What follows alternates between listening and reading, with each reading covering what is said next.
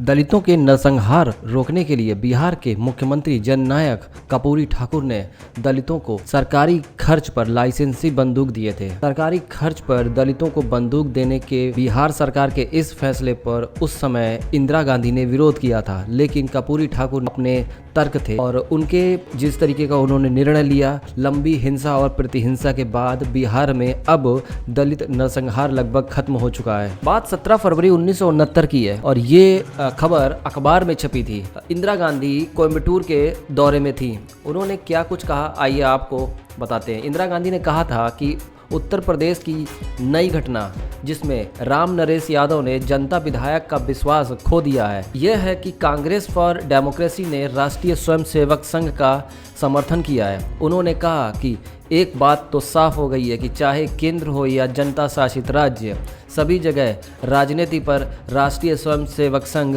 हावी हो गया है। समाजवाद, धर्मनिरपेक्षता और गुट निरपेक्षता के बुनियादी सिद्धांतों पर खतरा पैदा हो रहा है। इसका अर्थ ये है, इसका स्वीकार करना भी चाहिए कि राज्य सरकार कानून व्यवस्था बनाए रखने या हरिजनों की रक्षा करने में विफल रही है। इंदिरा गांधी ने फिर उसके बाद कहा कि हरिजनों को हथियार बंद मुहैया कराने का ये जो निर्णय है ये सही नहीं है।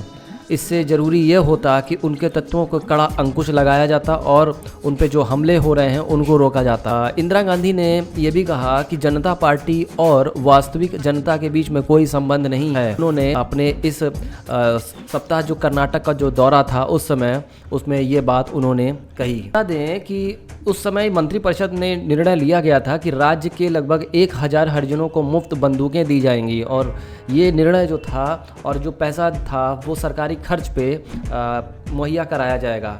उसमें क्या कुछ था, पूरा चीज़ आपको बताते हैं।